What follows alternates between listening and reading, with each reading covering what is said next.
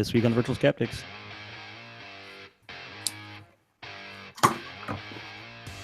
Bob orders up a slice of truth. He rocks. And Barb says, I told you so. I'm your host, Brian Gregory. And I can't hear the music. Can you hear the music? Yeah. I can't. What? This is not mouses. Okay. Hi. Welcome to the show. All ye who are not watching. This is the Virtual Skeptics. Let me just jump right in and introduce these guys. This is Bob Blaskowitz and his cat. Mina. CSI's conspiracy guy, web columnist, blogger for Skeptical Humanities, and Skepticality contributor. I have no idea what the cat has done besides eat and poop, probably. This is Eve Siebert, editor and blogger at Skeptical Humanities and contributor to Skepticality and Insight at skeptic.com. And this is Barbara Drescher, who is messing around with tape for some reason. Yes. What are you doing with the tape? With what? Tape? No. Former psychology. I'm making a hat. At everywhere and contribute to skeptical projects such as Insight at skeptic.com, and the odds must be crazy. Hi. Hello. Hi.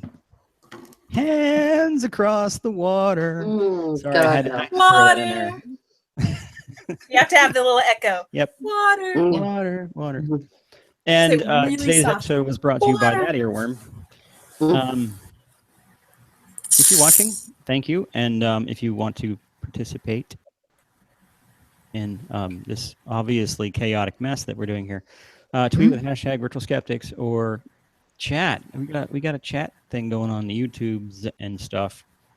All other methods of contacting us will be ignored. That's my disclaimer for this episode. Let's get to business. Hi. I'm going to say hi to Pierre Cloutier because he always watches, and I always want to say his name.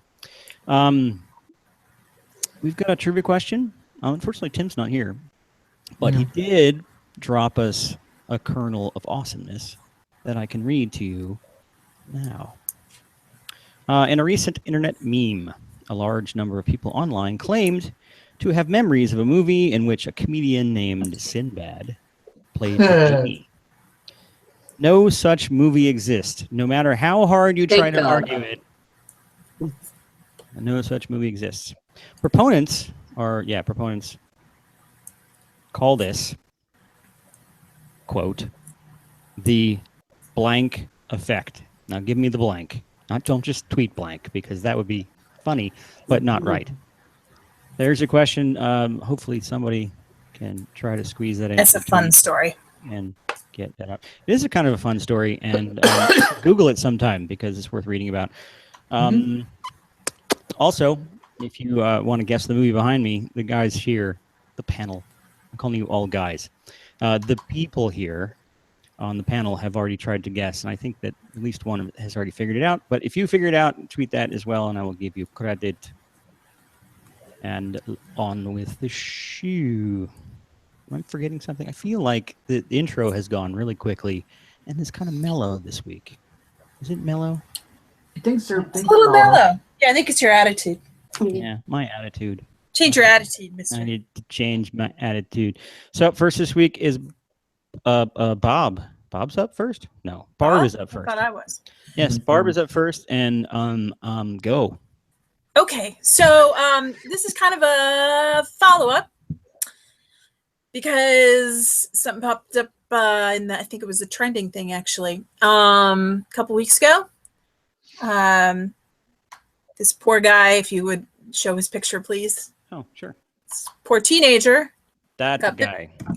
He got bit by a shark while he was surfing because he's, an avid surfer and he lives near the beach and he surfs and he fishes and he does all sorts of things and he got bit by a shark. And what's so interesting about that is that's one hell of a tourniquet he's got on there too. It's the tether from his surfboard. Oh, it's just put around his arm because he was losing blood and he didn't want to lose any more blood. So he was smart and he did the first thing popped into his head was to wrap his tether around his arm and run home. So he didn't use the golf cart that he's on? He has a golf cart. Yes, he has a golf cart that he drives to the beach from his home. Okay. And And a spare hand. Apparently. And he got bit, and now he has 42 stitches. And what's interesting about that is it was the first day he went surfing after Christmas, and guess what he got for Christmas? He got a shark bands.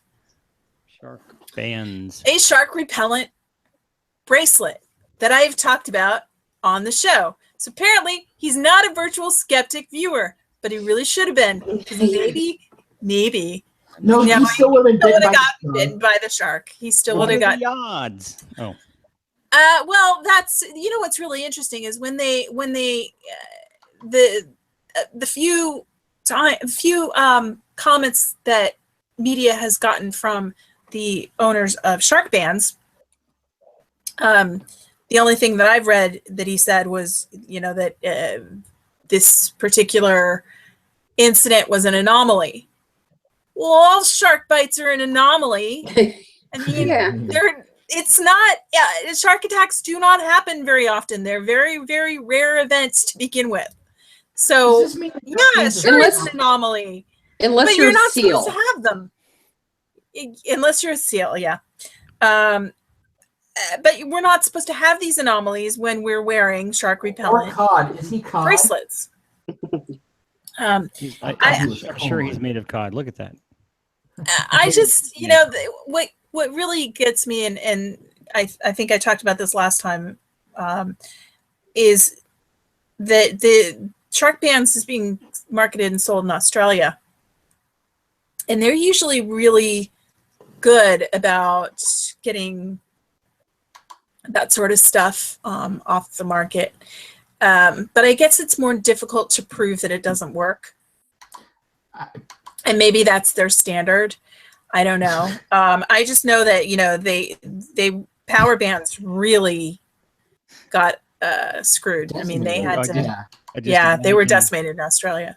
I just imagined the spokesperson for the company saying, well, you can't prove it didn't work. Yeah. You can now. No. $80. No. His mom paid for the damn thing, and $80, and it probably for Christmas. Probably I don't know. Probably costs about, you know, $2 to make, and it's just a rubber bracelet, like the kind you put a Fitbit in, but it has a magnet in it. So it's a heavy rubber bracelet that has a little magnet in it that's supposed to repel sharks, and there's absolutely no evidence that it works. In fact, there's some. When I was looking for an article to share about this incident, I found one that had a link to an incident that I didn't know about, where there was a shark repellent thing. It was part of an inquiry, and while they were testing this shark repellent thing, the shark ate it. So, well, you know, you shouldn't have chum flavored shark repellent. Probably shouldn't. And I have a feeling that that's actually, you know, these cherry picked videos that they show of the fish and the sharks running away from this repellent thing. I have a feeling somebody put food in the water somewhere nearby. So, you know, just as the shark gets up to it, food goes somewhere, and they turn around and run. It's just sad. It's just that people will pay for this sort of thing and believe in the really stupid science. And I found that one article, they did talk to somebody from UCLA. CSU Long Beach, the director of the Shark Lab at CSU Long Beach. And he said, you know, he was talking, these work with magnets. He said it's hard to disentangle magnets from the rest of the shark repellent gadgets, because in my opinion, none of them work. None have been able to show what I would call compelling data to meet that criteria. He also said, how do we come up with shark repellent when we don't fully understand how sharks perceive their environment? So what these people do is they take something we do know about sharks, and we do know that sharks have some electromagnetic sensors. So they do detect some electromagnetic, you know, energy. So do we. In your phone. called our eyes. So that's not an unusual thing to have, but they take that information and then they twist it to make people believe that, it works. It's very much like, the alt med. People will sell you, there's a substance called gymnema that this is a great demo, by the way, for teaching a class. This would be good for you, Bob. Hmm? Get some gymnema. They sell it in capsules. Take it out of the capsules, dissolve it in water, and then have your students take a mouthful of it and swish it around in their mouth. And what it does is it actually neutralizes the taste buds that detect sweet flavor. And so everything tastes weird. The chocolate doesn't have much of a taste, and salty stuff is amplified, and it's a very strange sensation. But this idea, what they've done from that is they noticed that it does that. And so what they've done from that is then marketed these capsules as treatments for diabetes. Set them on fire. It's not Wow. in a capsule form. You're not going to deaden your taste buds, but it's in a capsule form that you swallow. Therefore, it somehow neutralizes the sugar or something. I don't know. But you can apparently eat and not go into a diabetic coma. Wow, that Same concept. The same concept. seems to me really It's fact. ripe for a hell of a lawsuit. Well, they Do do it. sell that in this country? Because that's like we close. Gymnema, they do. line. Yes, Yeah, wow. they do. Well, all they have to do is put a disclaimer and say this information is not proven. Unfortunately, it's a very big industry that isn't well regulated. Yeah. So No, I think Gymnema. that's Gymnema. It's called Gymnema. Jim. Oh, And it's a Dr. great Jim demo. Nema. It is a great demo to do in class. Just get some of those little, little tiny cups, those rinse it cups, and have. Is there a brand named Damn It Jim Nema? That would be, I don't know, odd. That would be cute. That would be very nerdy. Whatever. Yes. I would buy it. Yeah. Um. And play Anyway. pranks. So they could sell it at Spencer's and play a prank on people. Have this capsule and eat some cake. Salty cake. I don't know. So that's all I had. I just thought that we had to revisit that because, look, I told you so. Yep. That's the kind of story that we have on here that makes everyone on the Twitters go. Really? The truth is, the kid would have gotten bit anyway. You're right, but maybe his mom wouldn't be out $80. That's true. You can spend that $80 on a new limb. So how can you protect yourself from sharks aside from maybe getting a killer whale bodyguard? Well, there's no better protection stay out than of the water. abstinence. Well, yeah, Stay out of the water. Yeah. That's what I do. Yeah. Are there shark prophylactics? Boats. Big boats. Bigger Really big boats. Yeah. Bigger boats. Bigger boats. Yes. And then there's the the anti-shark PSAs like the movies Jaws and never mind. Well, I I seem missed to what you said. recall in one of the Jaws movies, staying out of the ocean doesn't actually work because the Because- shark well, you will can't- follow you inland. You I can't saw go to Sharknado. water park either. Those are land You sharks. can't go to water Yeah. parks either. You can't go to water Mhm. parks, and you don't want to go into rivers either. So, Yep. and then there's Sharknado, and then there's land sharks. I don't know. So Did you sharks watch control There's the no weather way. now. Barb, Yes, I did watch Sharknado. did you recognize your whole house and neighborhood and everything being destroyed? Did it make you laugh a lot? I really appreciated the part where they show just how you fight a shark in a tornado by punching your way through it, into its mouth and through it, because that's really important information that could save a life someday. I'm just glad that the Sharknado sharks weren't like that shark from Mega Shark versus Giant Octopus that can grab Oh, it's coming. airplanes out of the sky. Oh, I Yeah. didn't see that. God damn, that was the funniest thing. What the? It was actually the whole scene. Yeah. Okay. Thanks for that. Well, at least they have- just know, if you're ever in a Sharknado, don't bother with the shark bands. It ain't gonna work. Oh, yeah. Yeah. Okay, good. Because you'll need Good. the anti-Sharknado shark bands, which are That's right. You need special kinds. Really expensive. Yeah. Yes. At least Let's 160 let's do an Indiegogo for that. Yeah. I'm sorry, I have a conscience. You don't. Bob, we know better. So who's next? Thanks, Barb.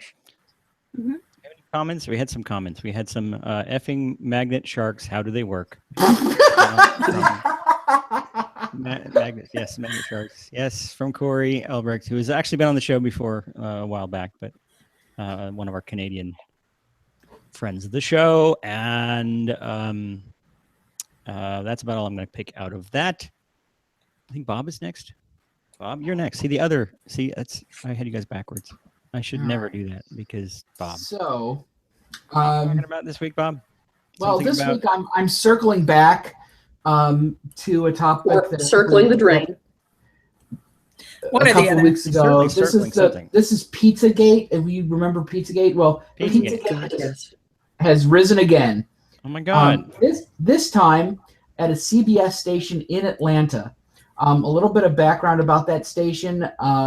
This is a different reporter, but Jeff Chirico, I think this was the same CBS station. In about 2011 or so, 2012,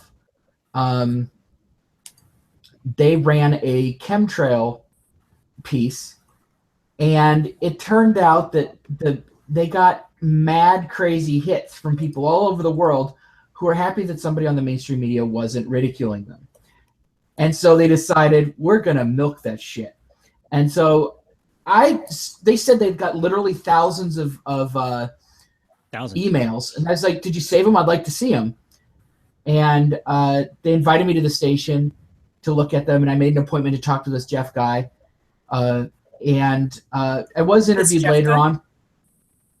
Chirico, the reporter. Churro. Because they're awesome. Sure. Churros.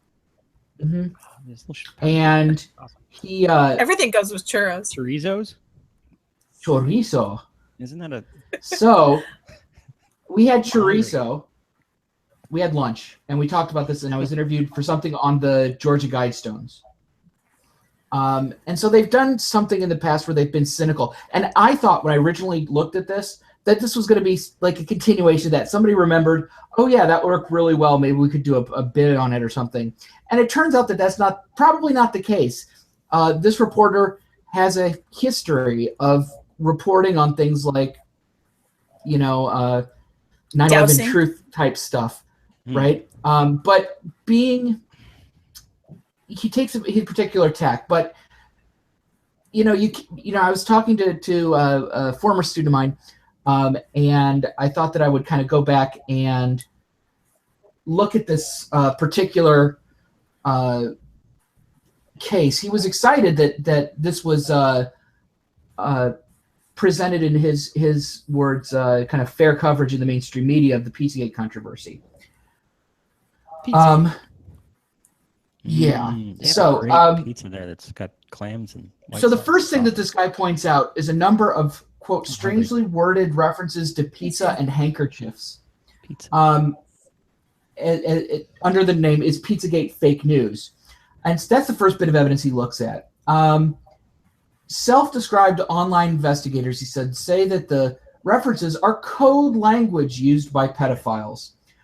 So I went and I looked up handkerchiefs and pedophiles on Google Books. I can't recommend it, but there doesn't seem to be a meaningful association there. Like maybe separated by dozens of pages, or there'd be it didn't seem like there's any kind of correlation there. Are you forgetting your slides, Bob? Possibly, if you could bring up the Yes. first slide. What is Pizzagate? Pizzagate. Okay, so this is at the very beginning. He sets off and he says, so what is Pizzagate? This is all This is accurate. They're they're from a WikiLeaks release of Podesta's emails. There are around 50,000 leaked emails, and none mention child sex trafficking or pedophilia. Okay. Well, that's all suspicious. true. That's all true. Okay. So what are they hiding? Next slide. Great pizza. Oh. Dozens of emails. A code language used by pedophiles. Now, he says he spent a month investigating this. He doesn't seem like he's come to a conclusion about the code language used by pedophiles. In fact, the pizza reference in the emails reference. So I looked up. Well,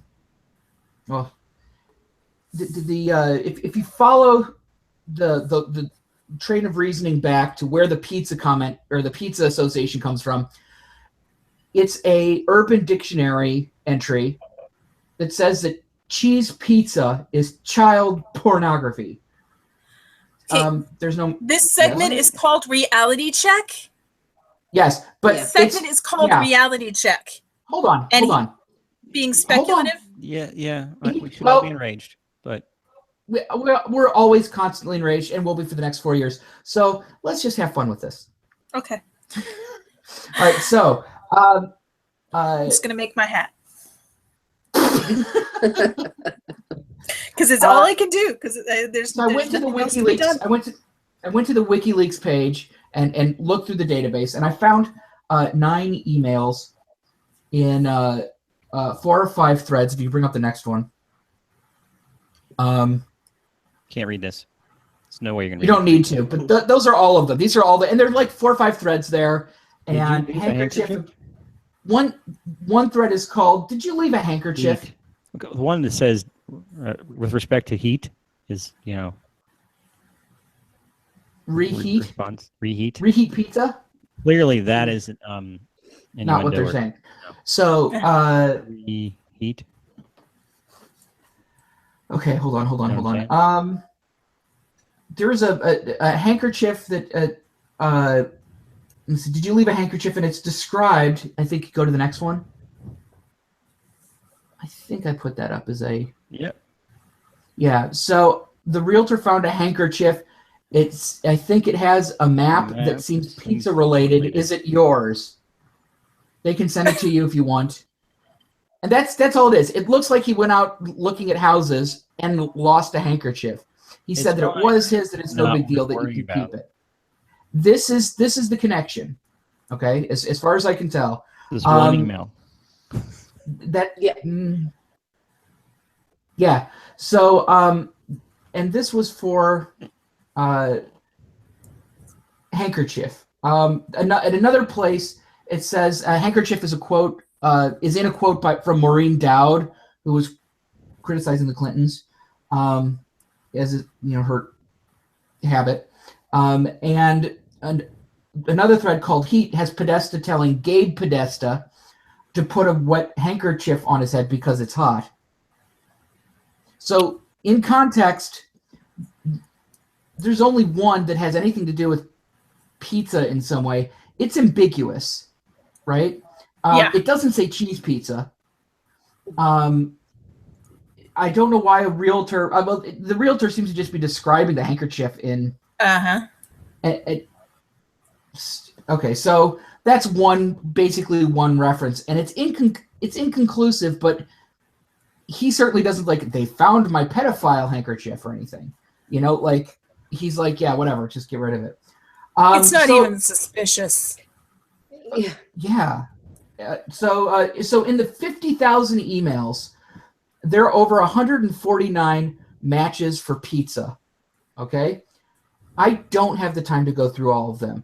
I only had a couple hours before the show started. However, I did do a search of my own email, and after removing references to fake news and conspiracy, thus removing results that would Google alert results would refer back to search terms fake news and conspiracy theory. And from my 109,058 emails, there are 154 remaining mentions of pizza. So pizza is mentioned 2 times as much by Podesta in his correspondence as by me, on average. by than me and my correspondence. And I'm pretty sure that he arranges at least 2 times as many pizza dinner fundraisers for Hillary as I do. And that seems to be the context of how most of this is mentioned. But like I said, I didn't go into every single one of them for lack of time. But, you can apparently, 110,000 emails. I have 154 mentions in my Google Mail. So, I'm and going this to search mine right now. I just did mine, Yeah. and I have 149. So, And handkerchiefs? did not look at handkerchiefs. I did not search for yeah, handkerchiefs. handkerchiefs. It's a bitch to spell when you're a dyslexic Handkerchief. bunny rabbit like me. Yes, i.e. everybody. Let's see. I have 4 hits for handkerchief. One is an ad for American Eagle Outfitters, which I don't know what that is. Known pedophiles. One is an email from Oh my shit, daughter, we're gonna get sued. which is it's actually a list of kanji words that she was sent me because she's learning Japanese.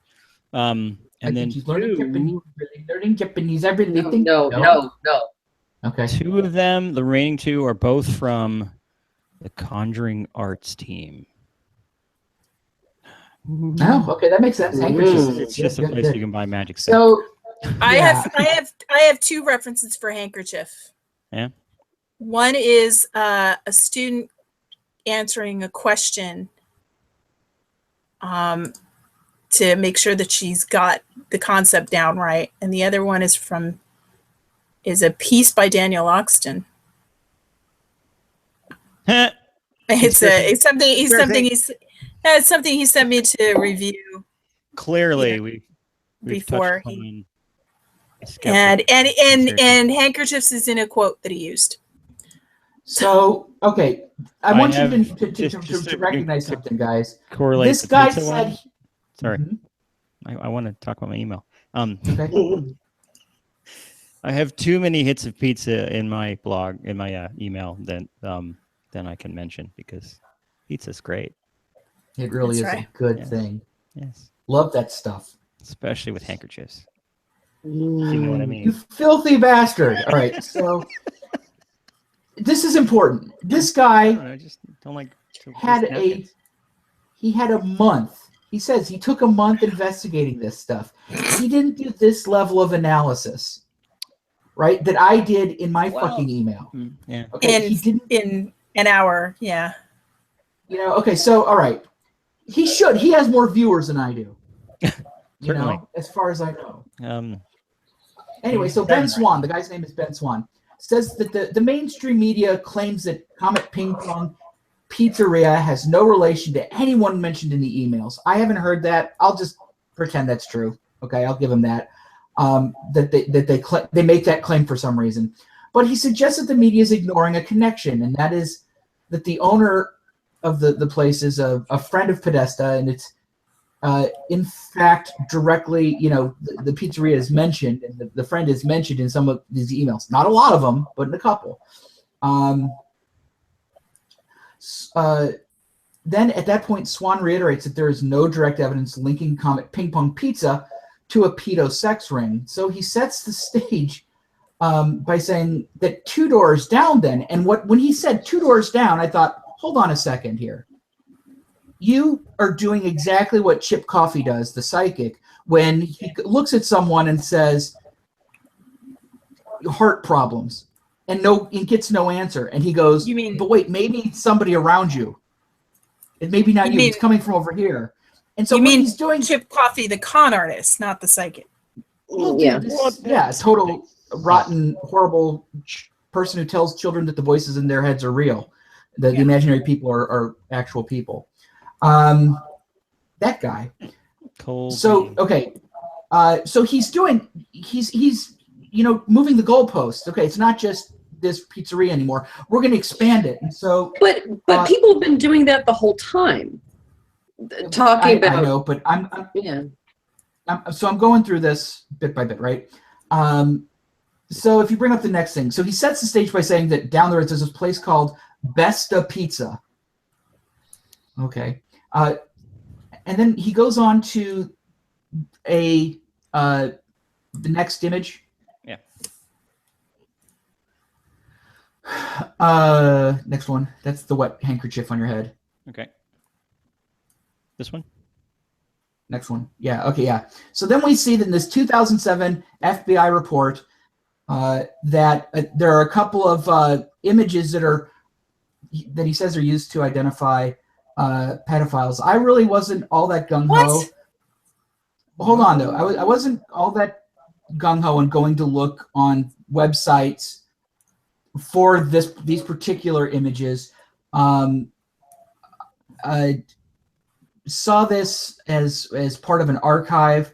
The other thing is that my student mentions to me that there are screen caps of pages that have these images on them that are, questionable. So they've been cleaned up. They have like blur, over the images of children or something. Let's say that's true. Okay. I mean, let's say that's true. So you have this triangle within a triangle. Yes, the FBI report that had some supposed images related to naughtiness.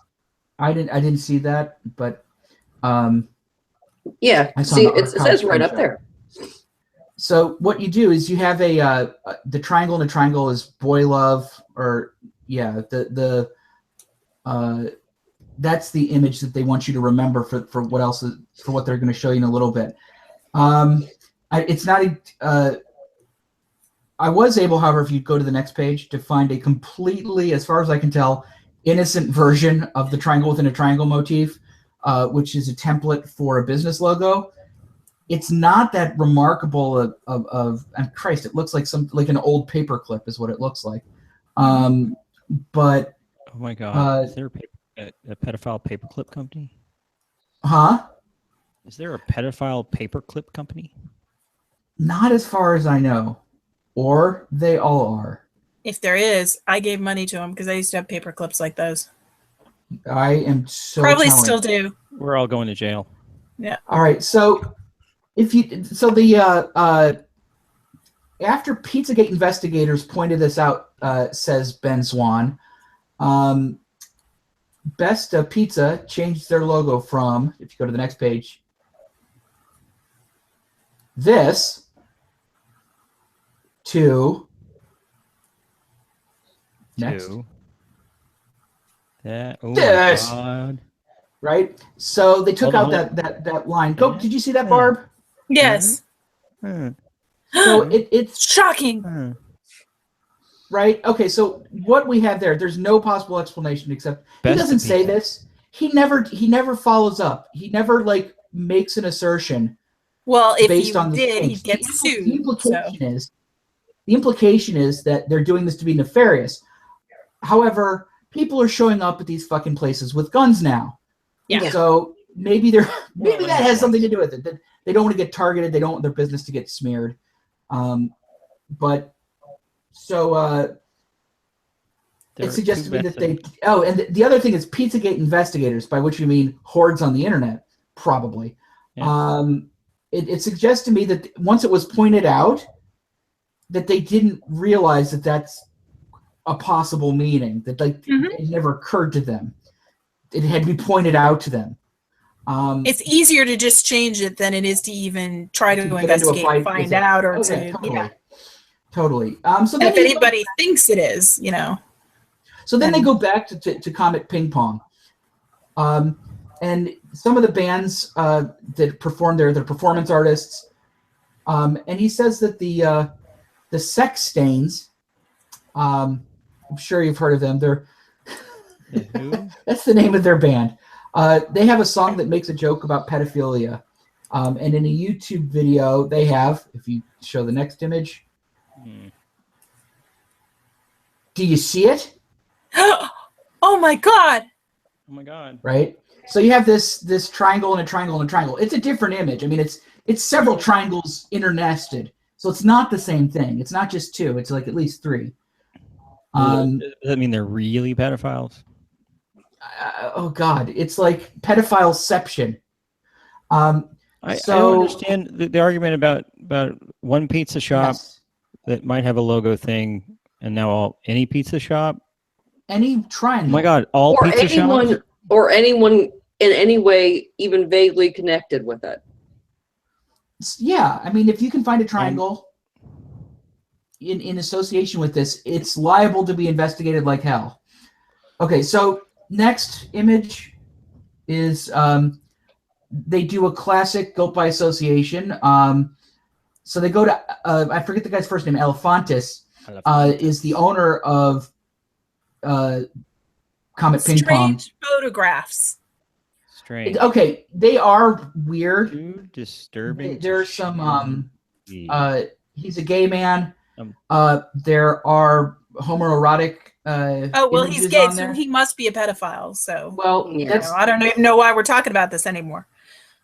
there are some images that you might call pornographic. They're next to images of people holding children, but it seems to me that that's just an Instagram feed where you get things that line up next to each other, right? And so to the juxtaposition is an artifact. It's not actually the intention. It's an artifact of posting, not the intention by design, any more than my Twitter feed is designed. You know what I mean? Yeah. And that's totally random and unconnected tweet to tweet. So they after all this happened, he switched his profile to private. I wonder why. And there are images that are not appropriate for television. None of them are. But this is the kind of the cheap ass thing that he does, though. There's a picture of a nude statue that looks like the tip of a penis. You can't show that on TV, probably, without having people kind of go, After the FCC. But it's too disturbing. He's it's a emotionally loaded language. Calling them disturbing and strange because he doesn't Disturbing think and that they're strange. artistic. Yeah. It sounds like people fucking children. It's too disturbing to share on TV, or it's homoerotic art. I can't believe it. I can't believe a actually quite producer disappointed by the would. Google because I just did it, and it's there's like a naked guy with a pizza over his crotch, which is. I mean, it's.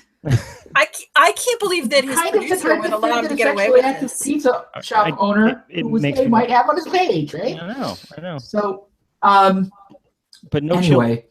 Huh? Well, I mean, there were some pictures of children in the same search, like somebody holding a child. Yeah. So clearly they're selling them. Or whatever. Like, so you have these on the same feed. That basement they don't have. Yeah. Okay, so the next step Like the Alamo.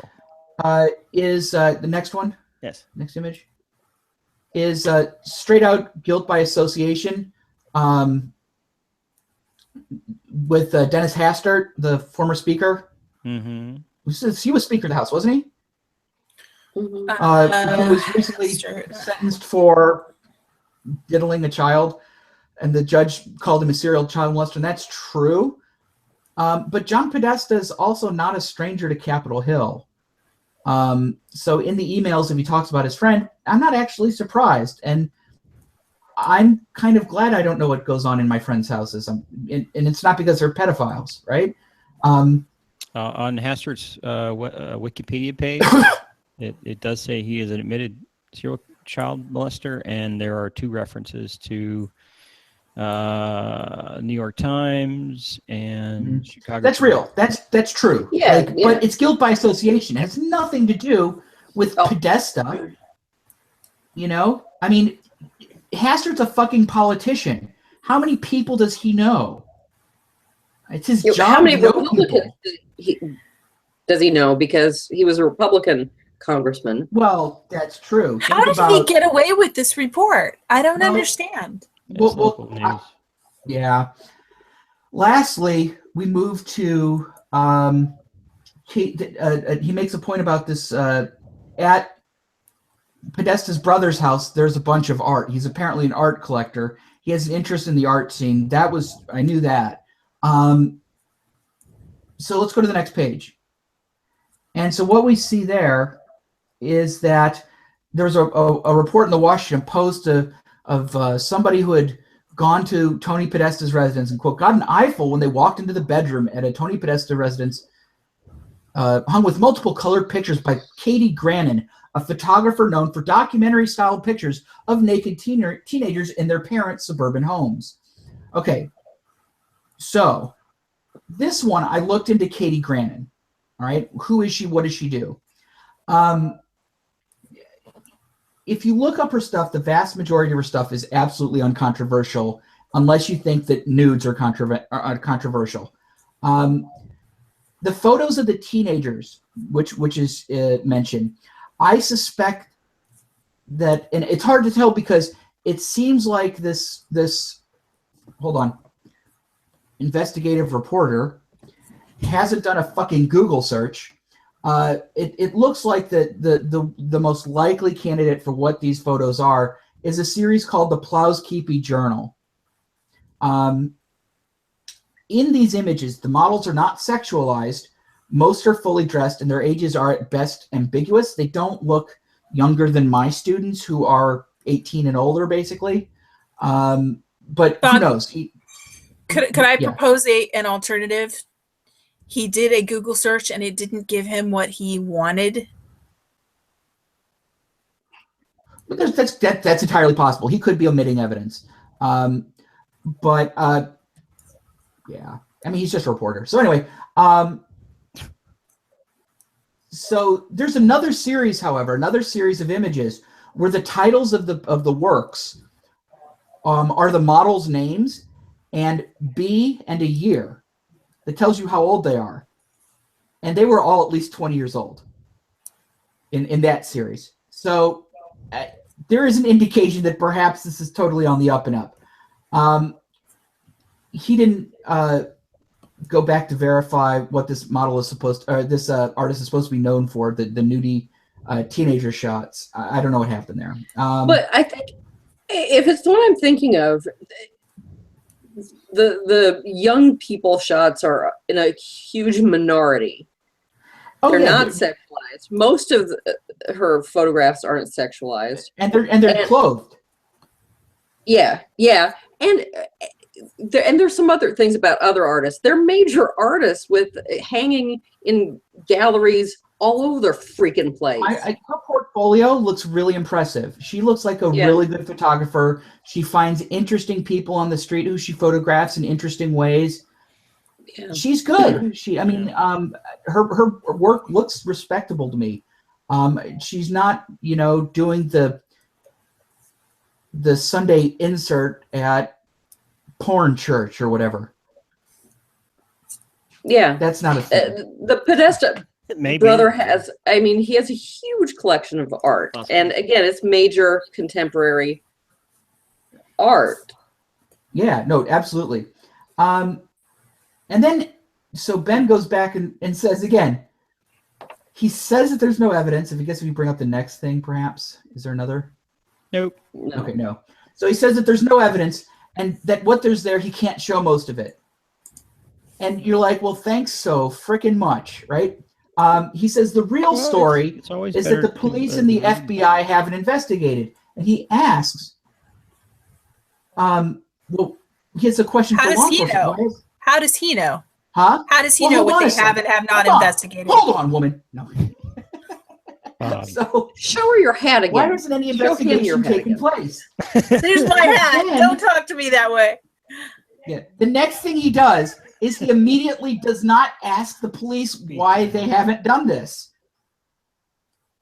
He doesn't ask them, right? Like, okay, so why haven't you investigated this?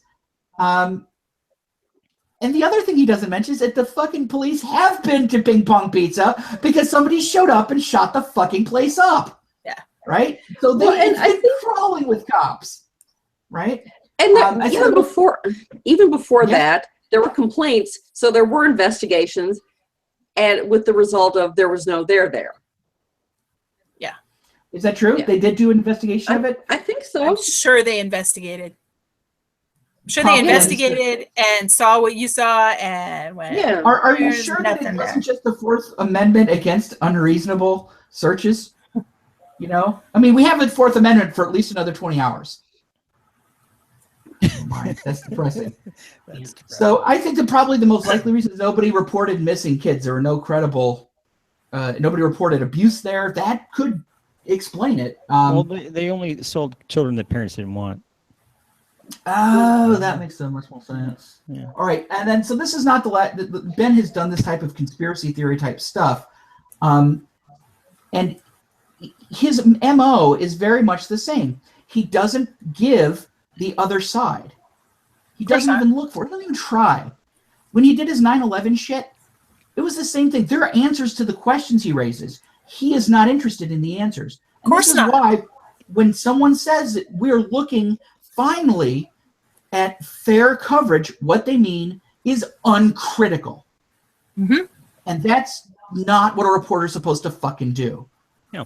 Well, I did a better like job, my Facebook feed. and I'm a dipshit. Where my Facebook feed, I critically exclude anyone who has a dissenting opinion. So that's what I want in a news service, right? Exactly. You can't do the check-in. You can't do the background. You don't have time. That's this guy. In theory, that's his job.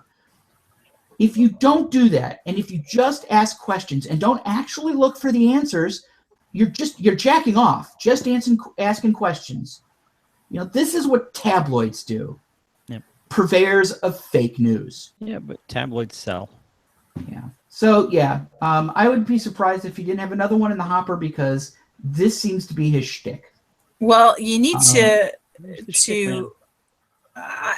somebody needs to go after it, go over his head, because somebody's allowing this on the air. Somebody has hired him to do this stuff, and that's where he's I would smearing be. people by innuendo. It's really sleazy shit. You know, And he's actually putting the station at risk for lawsuits. potentially. I mean, he doesn't make any claims, but he keeps going back. There's no evidence. Doesn't matter. He's implying it. It's enough. But yeah, he's totally It's sleazy and it's stupid and it's not news, and but he spent a month investigating it. You mean reading 4chan? Reddit. Probably. or eating pizza. No, Reddit shut that thread down. Oh, that's right. They did shut that down, didn't they? That's like the Yeah. first time ever. No, Yeah, it's he not. clearly did not eat pizza, because if you went to Comet Ping Corpse Pong about fucking pizza, subreddits are still up, but you can't see the pizza one. if you went I'm to sorry Comet I mentioned corpse fucking. That may I be a know first what for you're the going show. to say, Brian. Go for it. What were we going to say, Brian? If you went to Comet Pizza and ate their pizza, he wouldn't say anything bad about them because their pizza's awesome. That's why I say it. I want to plug. Wink. I want to plug the pizza place because it's awesome. I love that place, and I do It not already buy got children. plugged. It was that guy who showed up with his gun. Well, No. the pizza place got plugged, but Yes. but The floor was. multiple times by. And you different know people. what? He went and he said it looks like the intel was not strong on this one. You know, like there's nothing there. There's nothing there. Yeah, but he still has to do No. a show. I now to my student, if he's watching, I'm harsh because I love you. Like this, I you know, I call it as I see it, and it's not just me. We have standards, minimal journalistic standards that this guy utterly fails to meet. He doesn't even try to come across as being impartial or even a truth seeker, and so I can't give him any credibility. Yep. Yes. And I dismiss his report out of hand. Yep. Because he didn't even try to be objective and circumspect. That's my judgment on this. And I am going to drop the gavel. Bob's judgment. Yep. Wow, that was entertaining. The internet's liked it. Yay. Yay. Thanks, Bob. Mhm. I'm going to switch over to Eve now. Eve's got something about rocks. Oh God. Yes. Special rocks. And one of our favorite people. Oh, Yes. Yeah. Well, Did you sometimes see, hold up. Sorry, before you get started, did you see the picture where she is almost as orange as the other guy? Trump? Yeah. No. Voldemort? It's like they picked the picture for that article where she almost looks as orange as he does. I don't know why. Did she have jaundice? I don't know. Maybe the rocks did. same self tanner. I guess. Why don't we have a picture? There is picture. She has a I was- picture. Let her start now. Yep. You had your Yes. turn. Okay. Sometimes very small children stick pebbles up their noses. You do. That's because they're children and they're very stupid. Once a person reaches adulthood, however, they should not have to be told not to insert rocks into their orifices.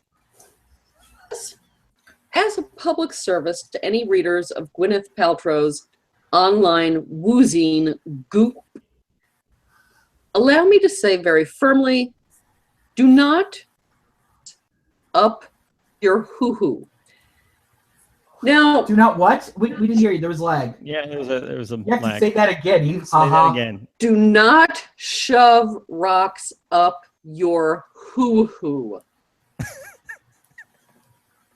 Now, you'll remember when That's Goop one for the encouraged... ages. Hoo-hoo rock shoving. This week on Virtual Skeptics. You remember when Goop encouraged women to steam clean their vaginas? Well, now that the blisters and charring have healed, Go. Goop wants its readers to insert jade eggs all up in their business.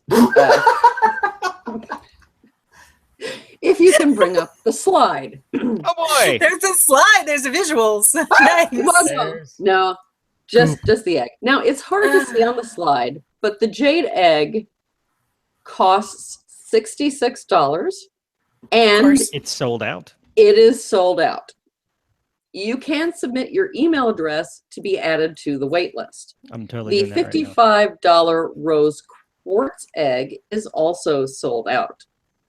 To the product information, the rose quartz egg is ideal for people who've seen results with the jade egg and want to take their practice a step further. Mm. Goop lists Shiva Oh, Rose God. as the brand name for the eggs. It turns out Shiva Rose is a person, and Goop just happens to feature an interview with Shiva Rose in the do section of the newsletter. No, that's the don't. Yeah. Don't section. She extols the merits of these eggs in a completely unbiased, disinterested way. Quotes from the interview just happen to be included in the product description, which concludes Shiva Rose has been practicing with them for about 7 years and raves about the results. Wow, she raves about something she's selling. We tried them too, they continue, and we're so convinced we put them into the Goop shop. A ringing Is that what it's endorsement. called? Oh, ew. The Goop shop. Yeah. Also, please review the Do they conventions have of comma usage. goopshop.com? I'm just checking. Yeah. I'm just checking. The interview with Shiva Rose is, in all Nope. seriousness, one of the stupidest things That's I've ever read in my entire life that And that's didn't saying a lot. fall out of Donald Trump.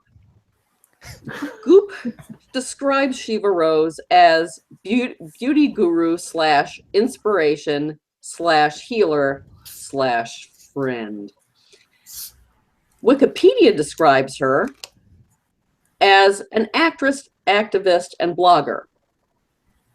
Her blog is another unscientific lifestyle blog on which she sells her overpriced crap. The introduction to the interview says that jade eggs were the strictly guarded secret of ancient Chinese concubines who used them to, quote, stay in shape for emperors, unquote. And yet, somehow, they empower women. They, quote, harness the power of energy work, crystal healing, and a Kegel-like physical practice. Fans say regular use increases chi, orgasms, vaginal muscle tone, hormonal balance, and feminine energy in general. In addition, the egg's power to cleanse and clear makes them ideal for detox, unquote. Hard as it may be to believe, things just get worse as the interview progresses. Shiva Rose says, the word for our womb, yoni, translates as sacred place. And it is a sacred place. It's where many women access their intuition, their power, and their wisdom.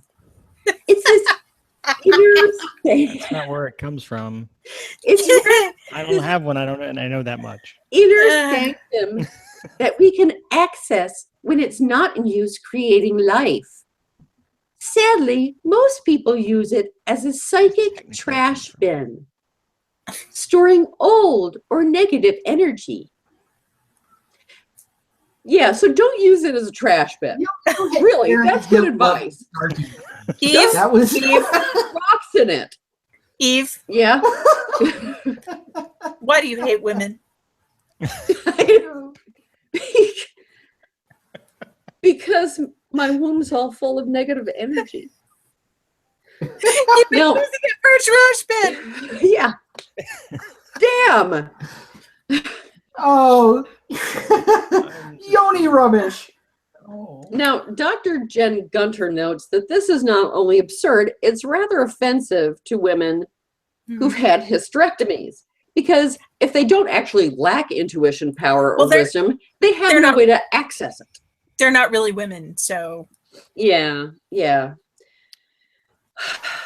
So, furthermore, according to Shiva Rose, jade eggs can help cultivate sexual energy, increase orgasm, balance the cycle, stimulate key reflexology around vaginal Balance walls. the cycle. What does balance the cycle mean? I believe it means regulating your menstrual cycle. Tighten and tone. Regulating it how? So it's irregular, I guess. That's my impression. Prevent uterine prolapse, increase control of the whole perineum and bladder. It's a pussy plug. Develop and clear chi pathways in the body, intensify feminine energy, and invigorate our life force, to name a few. Also, the jade creates kidney strength. Does it, Julian? What? Yeah, it does. Strength. In case you want to lift According- anything with a kidney. Yeah, according to Jen Gunter, prolonged or overnight use of jade eggs could introduce bacteria and be a risk factor for bacterial vaginosis or toxic shock syndrome. But what does she know? She's just a gynecologist, not an actress with a pretty blog. Ask her why she hates women.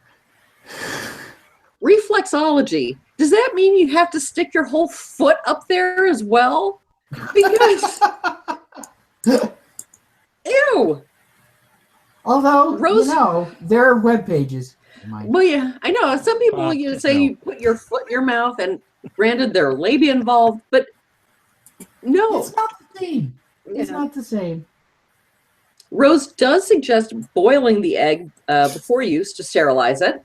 You can combine the whole steam clean thing. Yeah. Oh my god, it's like raging hot.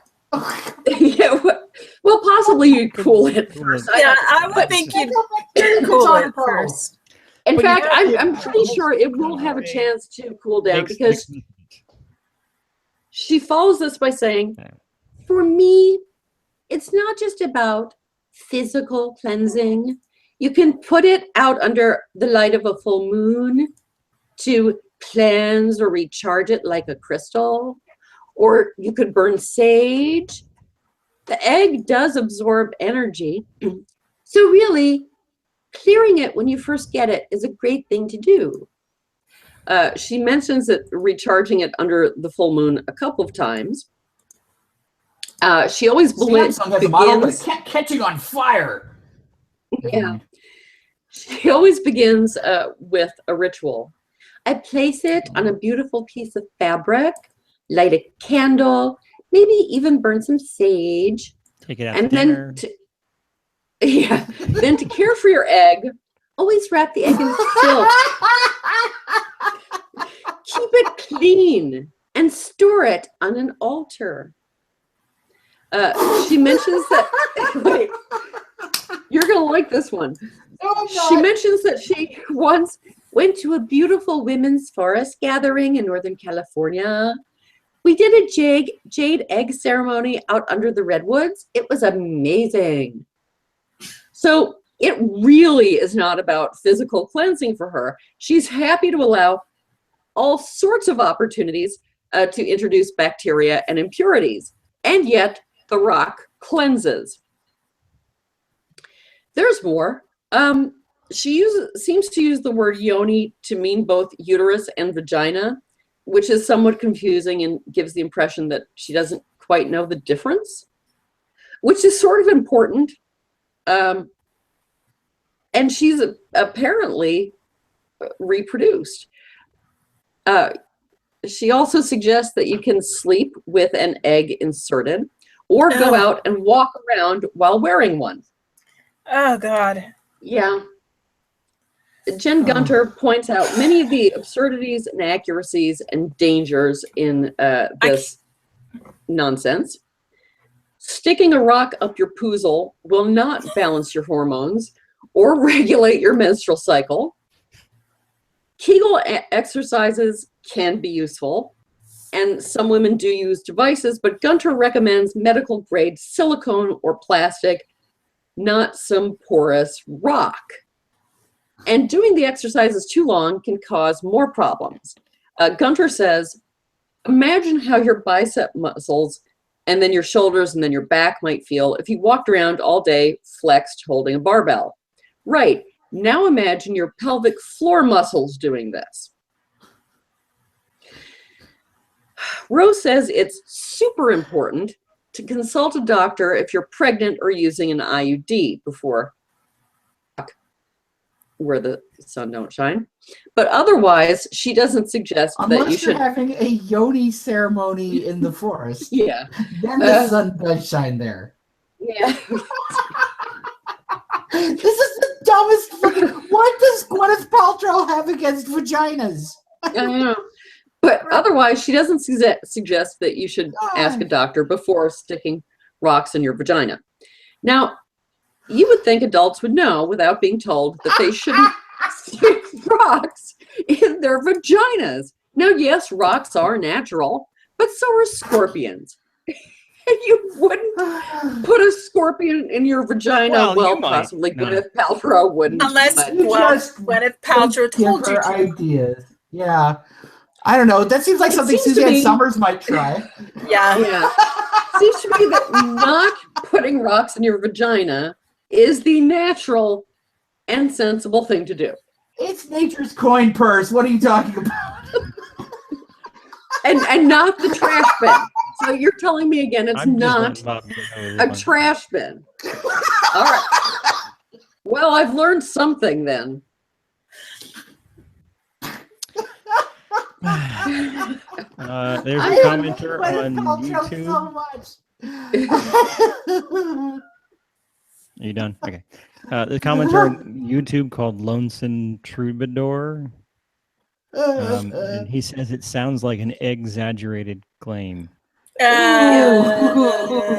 Which I just had to say that one. So. Oh my god. Bob's broken. How big are these? Are they? They're vagina size. Okay. I'm not sure. Yeah. I don't want to know. I was curious too. They really should have something to show scale in that picture. Yeah. They do have like some a mouse or a gerbil or something. You know, something so you can sense how big it is. Sort of rodent theme. Change. Oh, we're the horrible people. Yeah. I think Oh, I think you're rejecting on the rest of us, Bob. that's totally possible. But oh my Well, god, we're that's not- such a We're not making money off of telling people to stick rocks No, in their lady parts. no. Oh my We're not God, I mean- making money telling them not to. Not, Oh, wait, hold on. we're not If making. you like, We're not Um, making you put- money telling them not to. Yeah. if you put we're not. lots of That's rocks in there, only one not there. a lot of nuts. you put a lot of rocks in there, you get like it's like a rock tumbler, and then like we'll smooth out the rocks. You know, if you do a little, little lambada or I think something. you should And, just stop, Bob. No, I okay. really You'd rattle. just. That'd stop. be fun.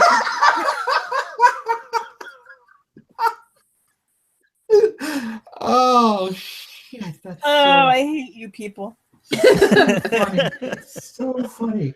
I'm just, the only egg you should have in your lady parts is one that comes out of your ovaries. If it's coming Yeah. from the other direction, no. Yeah. Back up. Back up. Yeah. Back up.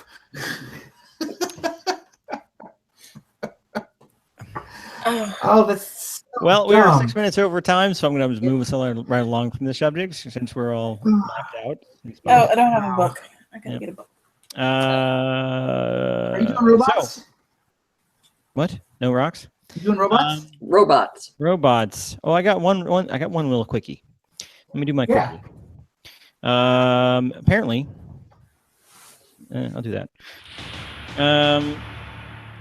This segment of this week in Robot Apocalypse is for the robot enthusiast, the person who really seeks out robot stuff and kind, and wants to experience what it's going to be like living in society with all robots and just a few humans left alive.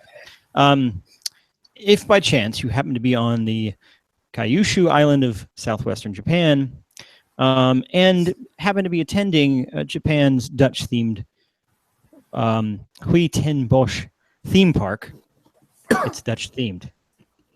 It's a Dutch-themed theme park in Japan, which is just weird. You could stay at the wonderful Hinna Hotel. Now, Hinna translates to strange in English. Before I show you the pictures, I'm going to explain how this works. Upon entering, there are 3 desk clerks that'll greet you. One of them is a freakishly realistic robot female that's going to take your reservation. And then you'll be greeted by a couple of velociraptors dressed as bellhops that are going to take your bags and automate them up to your room. You'll be escorted to your room by a big red porter robot. And This is totally your Dutch. door will be unlocked by facial recognition technology, so you won't have a key. Does this sound like fun? It does to me. Loads. Let's see what it looks like. So that's the hotel right there. I'm not Looks sure like which a building it junior is. high. I know it looks like just a okay, but here's the walk-in register. Oh God, these are adorable. So if you I choose like to their little be hats. protected by a velociraptor or a Asian-looking woman, that's your choice as well. And they will hand you nothing because you just give your bags to them, and you have to just smile at the door to let you in. This is the robot that takes your bags and shuttles it up to your room, apparently by some kind of That's cool. ductworks or something. That to me looks like a Fanuc. Fanuc is a company that makes industrial robots. We actually have one in our lab, but ours are painted blue. I don't. It must be white because it's aesthetically pleasing. Here's the porter robot, and it's carrying a bag as well. I thought the velociraptors would take your bags upstairs for Yeah, you. that would be That's better. what But I I think wanted. it's. I Or think that destroy them. You know? yeah, I think the velociraptors will come later and visit you. You're in your room before you check out. Here's a close up of the velociraptor. I love the little hat awesome. that he's and the little Oh my god. like he's got a bow But- tie. But let's get How real. you doing? Welcome to He's the not. hotel. He's not checking you in. You're checking yourself in because I he doesn't know, have but long it's enough just- arms to hand you the card key. Clearly, and plus, you And would can you probably imagine him split your typing wrist with those nails? accidentally. Come on. Yeah. Yeah. Yeah. Anyway, so there you go.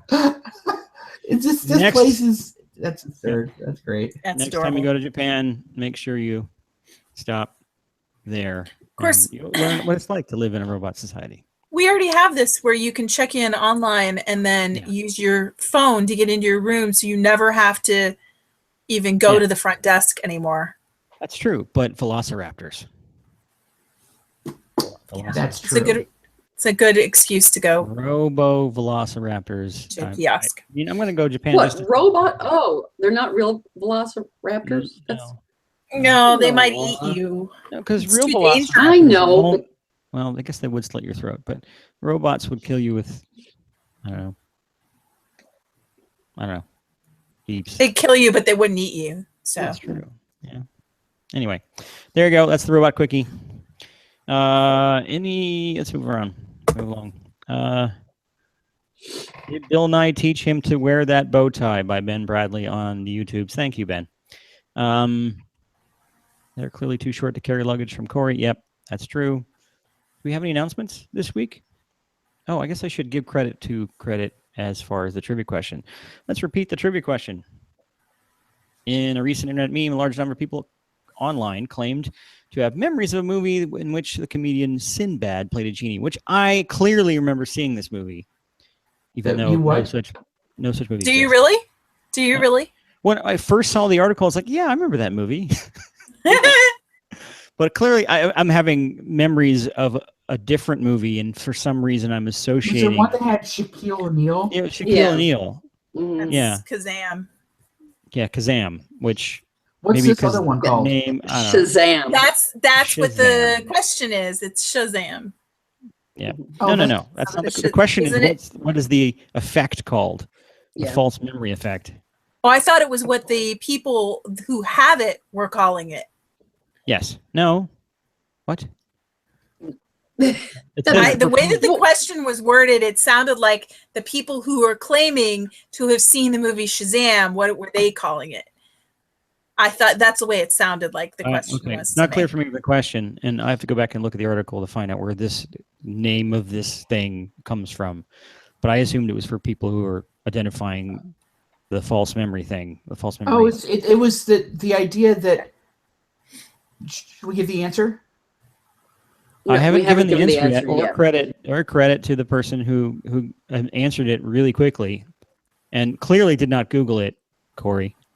I did share the article. Yes, this is the answer. The answer is the Mandela effect, and it's named for a previous mass delusion where people claim to have memory of Nelson Mandela dying in prison, when in fact he was released and had a successful political career before dying in 2013, which.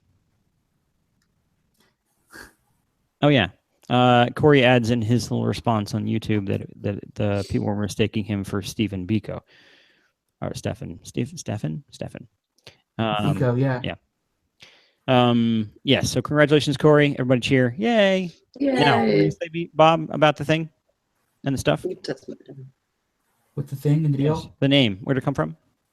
You said from Nelson Mandela. Yeah. Yeah. I mean, Oh, okay. no, not the name of the movie. I mean, it's like, was it people who were identifying mass? Well, false the idea was memories? that you remember when you thought that somebody was dead, but then you just find out they just died, and they were calling that the Mandela effect. Yeah. Okay. Yep.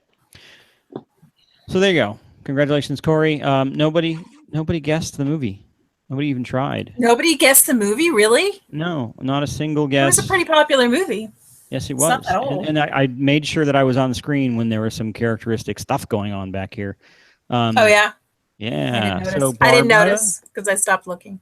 Barbara figured this one out in like the first 3 minutes of the movie. So, what's Well, the name, Barbara? that scene's pretty. It went back. I remember the scene really well. It's Tom Cruise's Edge of Tomorrow. Yes, it is. Congratulations, Barbara, who gets every stinking movie I put on here.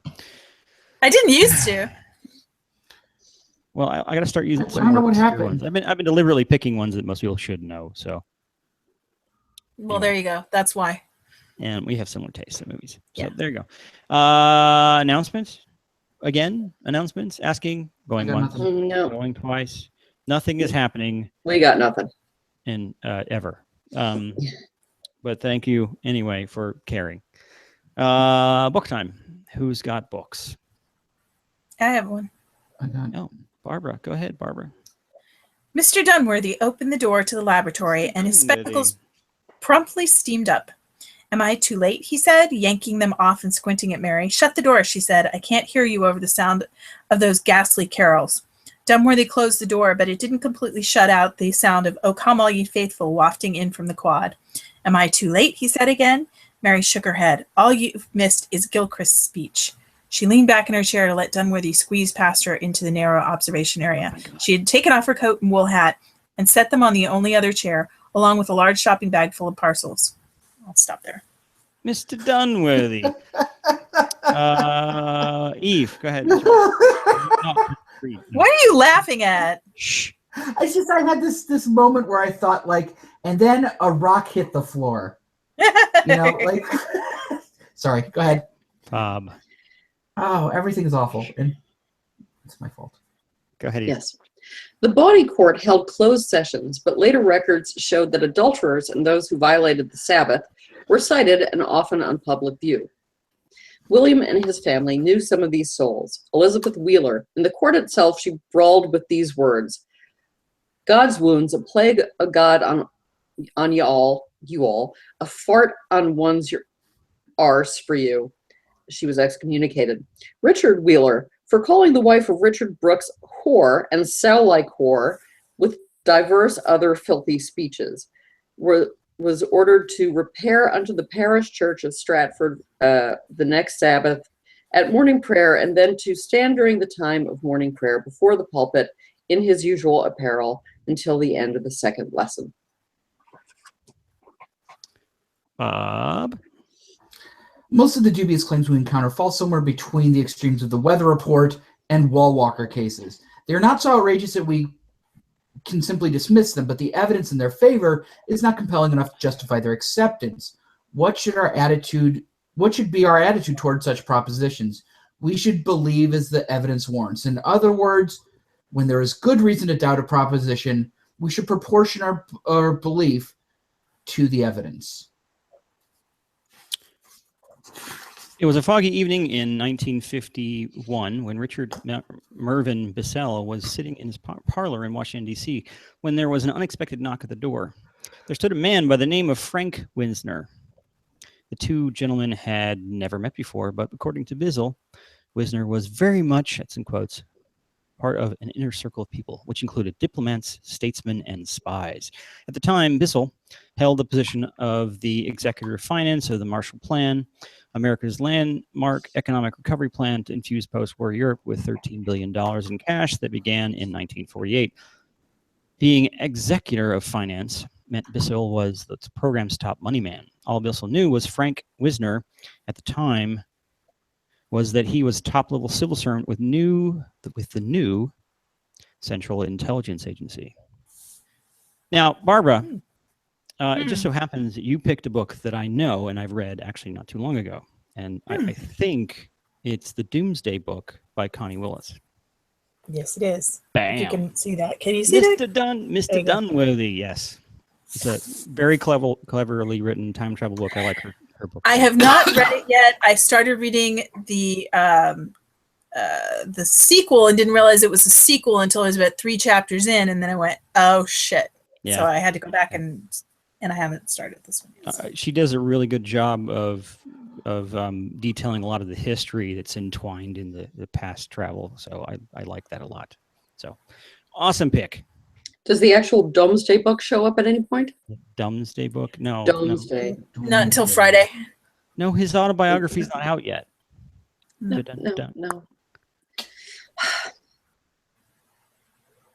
Nobody gets that one? No. I got it. Yeah, I got it. Yeah. It's too depressing to laugh at.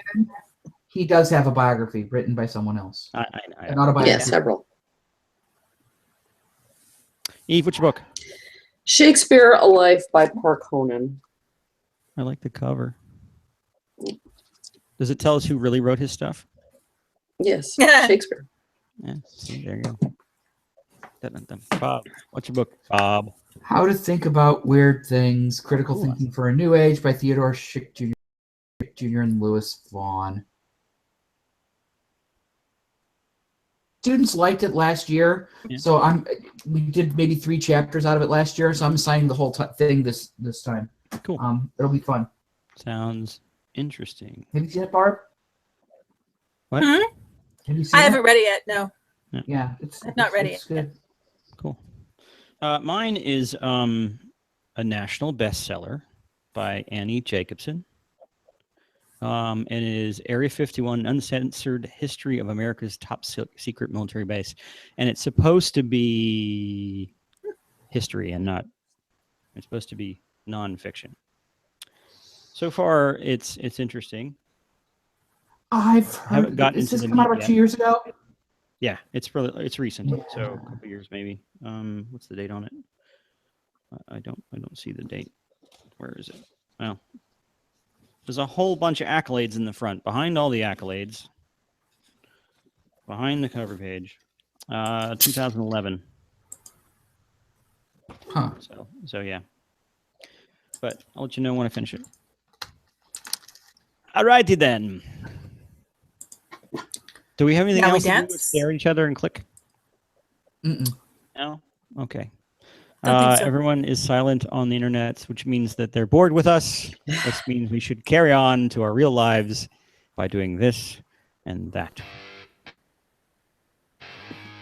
The Virtual Skeptics is an independent production of what'stheharm.net, Skeptical Humanities, myself, ICBS Everywhere, and Doubtful News. Our logo is designed by Sarah Mayhew at sarahmayhew.com, and our theme music is by Music and you. Thank you all for watching.